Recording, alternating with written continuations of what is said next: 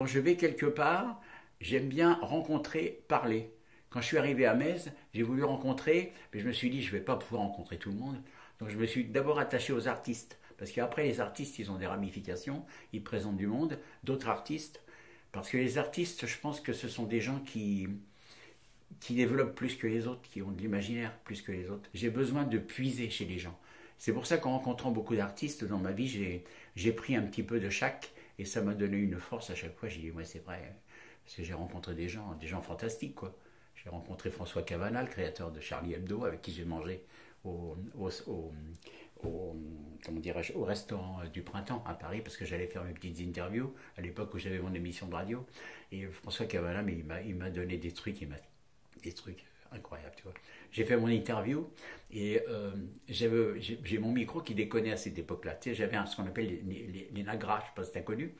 Le rédacteur en chef me filait un Nagra, donc je suis monté à Paris, boulevard Haussmann, au printemps. J'ai rencontré Cavana parce il sortait son livre, puis il m'a parlé de son bouquin L'Hérital. Il m'a dit aussi que lui, il savait écrire tous les mots de la langue française. Et il était balèze, François Cavana, c'était un mec que j'adorais. Et j'adorais aussi surtout me promener avec lui, parce que quand tu te promènes avec des gens comme ça, tout le monde se retourne, tu as l'impression que c'est toi qu'on regarde.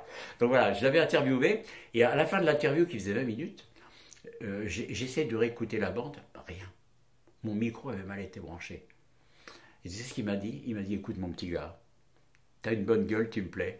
Tu vas reposer toutes les mêmes questions, je te répondrai la même chose. Voilà, tu t'imagines le mec que c'était. C'est des gens sublimes, ça. Voilà.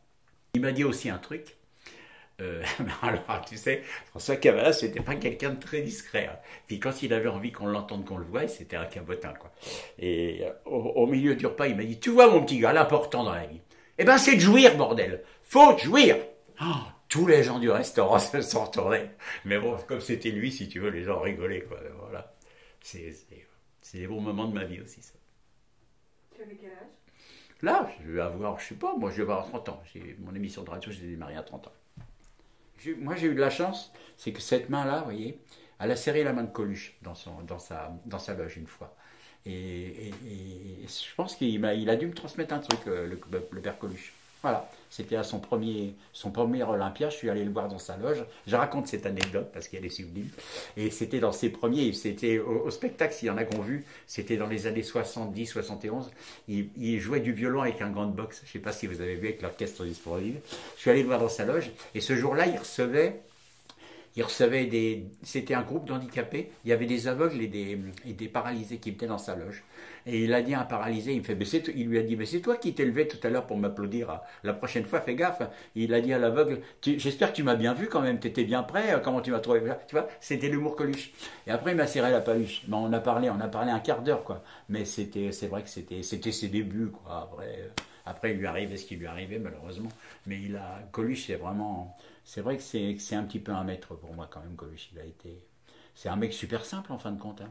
Il était au bon endroit, au bon moment. Moi, je dis que c'est pareil, j'étais au bon endroit, au bon moment. Et à cette époque-là, j'étais aussi dans les rues de Paris. C'est dommage, je l'ai croisé qu'une fois, Coluche. Voilà, son spectacle et après dans sa loge, c'est tout. J'avais un ami j'avais de la chance d'avoir un ami qui était régisseur de l'Olympia. Donc à cette époque-là, il y avait le bar de l'Olympia sur le côté de la scène, pour ceux qui connaissent, sur la gauche, il y avait un tout petit bar. Et là, j'ai vu des gens, j'ai vu Salvatore Dali, j'ai vu des gens sublimes comme ça. Et j'ai vu une fois à l'Olympia, j'ai vu Raymond DeVos.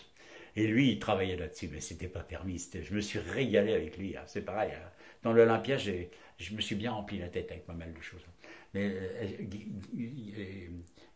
Raymond DeVos, il était exceptionnel pour ça. Exceptionnel. Et voilà quoi. Plein d'acteurs, plein d'actrices. C'est vrai que ce milieu-là, c'est un milieu qui m'a toujours fait rêver, moi. Quand je suis allé à Paris à 14 ans, pour moi, je rentrais dans la télévision. Et chez Jean-Louis David, j'ai eu la chance. Mais alors là, c'est quelque chose, tu vois, ça aussi. Ça, c'est peut-être une de mes petites fiertés. J'ai fait des mises en blis à une dame qui s'appelait Catherine Langeais, qui était la première speakerine de la télévision française. Et elle m'a dit, oh, parce qu'à cette époque-là, c'est Jean-Louis David, quand on rentrait, on n'avait pas nos prénoms, il y avait déjà un Jean-Pierre qui était sa première main, son première main, et son premier, quoi. Et il m'a dit, je vais t'appeler Christophe. Il m'appelait Christophe. Et Catherine Langer m'a dit, oh Christophe, vous ressemblez beaucoup à mon petit-fils, vous me faites penser à mon petit-fils. Et je lui ai fait pendant pratiquement un an, je lui ai fait ses mises en plis. Et j'étais très fier, quoi, parce que quand je la voyais à la télévision le soir, je savais que c'était moi qui avais roulé les rouleaux à Catherine Langer. C'est des conneries, si tu veux. Mais moi, voilà, j'ai fait les mises en plis de Catherine Langer, mesdames et messieurs. Même s'il y en a beaucoup qui ne savent pas qui c'est, mais je m'en fous, c'est pas grave. Je vous en veux pas pour ça. Je profite du moment pour que tu rebondisses sur la radio. Je sais que tu as fait de la radio. Oui. Tu peux en parler un petit peu de ton expérience radiophonique? Ah oui, mon expérience radio, elle a déjà dû commencer dans les radios nationales, hein, RTL. Je suis rentré à RTL grâce au portier qui s'appelait, c'était un prénom Jean, mais tu vois, j'ai oublié le prénom Jean. Jean-Marc ou Jean-Guy, je crois qu'il s'appelait Jean-Guy. Et j'y allais le soir, après le boulot, et il me faisait rentrer dans les studios la nuit, tu vois. Comme ça, j'ai vu Robert Chapat faire ses papiers, ils enregistraient des trucs la nuit. Et puis j'étais à côté des journalistes. Hein. Attends, je suis en train de chercher le nom de mon copain. Il faisait toutes les nuits les informations sur RTL. Et j'étais à côté, et je bougeais les boutons, tu sais, j'arrivais à faire des trucs comme ça. Il me laissait faire. Il me disait, quand tu faisais ça, je faisais ça, tu vois, c'était les grands trucs encore, à l'ancienne. Et voilà, que j'allais partout là-dedans, RTL, j'avais beaucoup de chance. Hein. J'ai vu le grand studio avec Zitrone assis là, quoi. J'ai vu Geneviève Tabouy, une dame que plus personne connaît. Elle avait un mot à chaque fois qu'elle faisait un papier, elle disait « Attendez-vous à savoir ». Je ne sais pas si ça te dit quelque chose, mais non, vous êtes trop jeune, vous. Donc, ça, j'ai vu Zitrone, j'ai vu... Et dans les studios RTL, mais c'était la folie. J'ai croisé Francis Blanche et Pierre Dac dans les studios RTL. Et je ne me rendais pas compte au départ, tu vois. Et c'est maintenant, à posteriori, je me dis, putain, mais les gens que j'ai croisés là-dedans, mais c'est la chance que j'ai eue. Ils m'ont tous envoyé leurs ondes, tu vois. Et alors après, quand je me suis installé à côté de Chantilly, à la Morelle, pays du cheval, de course, je me suis installé, j'avais mon salon de coiffure, là, c'était en 76. Après, j'ai écrit un bouquin qui s'appelait ça s'appelait L'encre de mes jours. Je suis allé le présenter dans cette petite radio qui s'appelait Radio Chantilly. Tu sais, c'était l'avènement des radios libres. C'était en 80 ou 81, je crois, quand Mitterrand a été élu. Il a fait l'avènement des radios libres.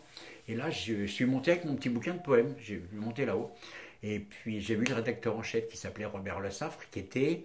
Je vais souvent du coq à l'âne, mais il faut me suivre. Hein, qui était un très grand vétérinaire. C'est lui qui a inventé, Robert Le Saffre, la table pour les chevaux. Tu sais, les chevaux de course, une table qui bouge comme ça, c'est lui qui a inventé ça.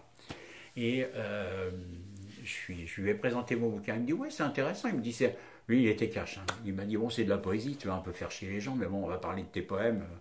Je suis allé dans le studio, j'ai récité 2-3 poèmes. Puis en sortant, je lui lance, je lui dis, j'aimerais bien quand même un jour faire une émission littéraire. Bon, il me dit, tu vas faire chier. Il m'a dit, toi. Je descends les escaliers des grandes écuries, parce que c'est dans les grandes écuries où il y a le musée vivant du cheval, il y avait le studio là. Je descends et j'arrive et j'entends, il y avait une porte qui se fermait avec un petit, comment ça s'appelle, un interphone. Et j'entends sa voix qui fait, et toi le poète de mes couilles, t'es encore là? Je dis, oui monsieur. Il fait remonte. Oh, j'ai dit, c'est pas vrai, qu'est-ce qu'il me veut? Puis il me dit, écoute, si tu veux faire une émission littéraire, il va falloir t'accrocher, il faut déjà me faire écouter. Tu vas démarrer déjà entre minuit et 2h du matin. J'ai dit, bien monsieur. Ah bah tu sais, j'étais au taquet. J'étais content, j'avais mon émission de radio. Alors après, je me suis creusé la tête pour me dire comment je vais l'appeler cette émission. Et je l'ai appelé Le micro dans les étoiles, parce que c'était la nuit que ça commençait. Donc voilà, j'ai créé cette émission-là. Et puis après, il m'a fait confiance. On a parlé, j'ai rencontré du monde. Et j'ai dit, écoutez, filez-moi, Robert, filez-moi un agra que j'aille à Paris faire les... J'ai commencé par les salons du livre, tu vois, c'est là que tu commences à rencontrer les... Parce qu'avant de rencontrer l'artiste et l'auteur, tu rencontres l'attaché de presse. Il fallait déjà les... Et c'est là que je me suis formé un petit peu à oser, tu vois. Et c'est là que j'ai rencontré tous les grands auteurs. J'ai rencontré René Barjavel, je ne sais pas si ça vous dit quelque chose, La Nuit des Temps. J'ai eu le plaisir de rester 1 heure avec René Barjavel. J'ai rencontré plein de... J'ai rencontré des proches. Voilà quoi, donc après je revenais au studio et j'ai même réussi à en inviter. Hein.